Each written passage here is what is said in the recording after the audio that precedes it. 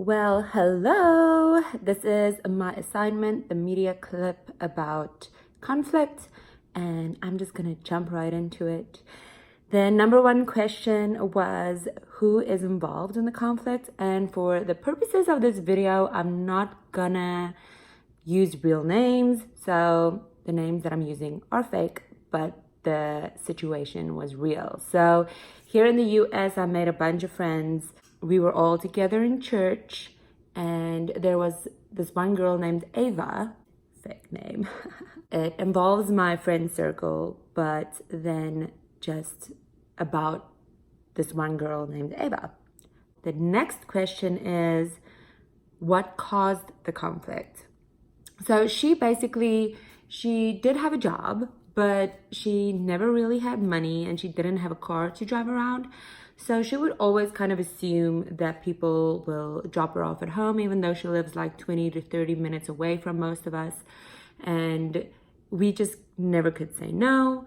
And so she would just like kind of be like, oh, can you take me home? Oh, can you take me home? And we just did it, but got frustrated about it. And then also when we went out as a group and to go have some fun or to go and have some lunch or dinner or whatever, she would go with us, but then she would be there and she'd be like, oh, I can't do anything because I don't have money. And then somebody would offer to pay for her. But I mean, once or twice is fine, but when it happens every time, people get frustrated because all of us are trying to save money and all of us are having a budget in our minds. And if you can't come because you don't have money, like, let us know beforehand. Like, don't just spring it on us that you don't have money and you can't pay for yourself.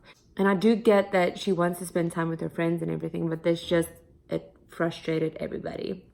Question number 3. Have you tried to resolve it?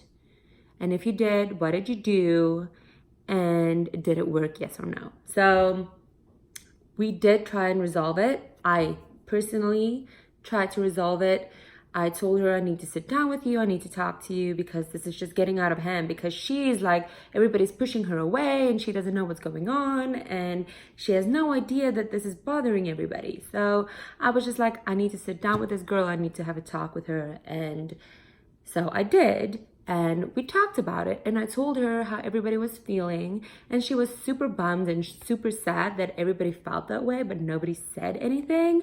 So she didn't take it badly. She was just hurt by nobody saying anything about it. And so I just talked to her and that seemed to resolve it. And she seemed to have conversations with other people and like apologizing and just being like, I will do this differently. And I mean, so yes, it worked, just communicating, and we did resolve it. And we are all friends still, and we're all happy, and we all understand one another, and we all learn from this situation. Like, don't keep it inside, because then you're kind of gonna exclude this person, and we don't want her to feel excluded. We love her and we enjoy her company. So it was just some little things that frustrated everybody, and then one tells somebody else and they feed off of that, and everybody gets frustrated, and people just kind of exclude her in the things that we did, and that wasn't necessary and it wasn't nice of anybody.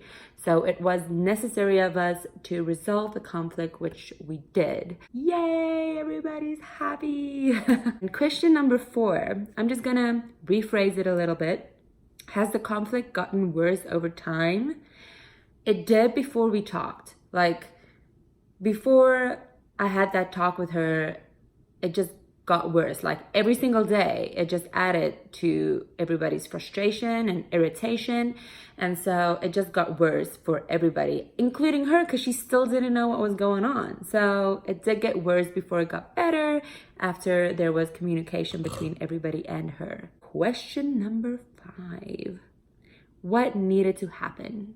So I think I've already stressed that during me talking about all of it, is we needed to communicate. And I also think, like, sometimes we don't talk to people because we think they're gonna take it a certain way and they're gonna take offense about it, when the opposite is true of that. Like, people handle conflict better than you think. And I know in the past I have had situations where people did not handle conflict in a good way, but as you grow older, you learn how to deal with conflict and it gets easier. So talking about it is the number one thing I would always say. Communicate how you feel and be vulnerable and be open, and people will see that. And always try and talk to someone in person instead of over the phone or over text messages, because I just feel like being there in person and understanding where someone's coming from is crucial, because you can take stuff the wrong way over technology. So yes, what I would recommend is just to communicate about it, but do it in person. And that's it for my assignment on the media clip about conflict. I hope you enjoyed it. Have a great day. Bye.